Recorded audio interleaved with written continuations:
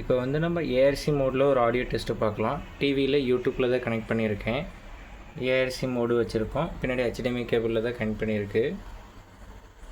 Audio test பார்க்கலாம்.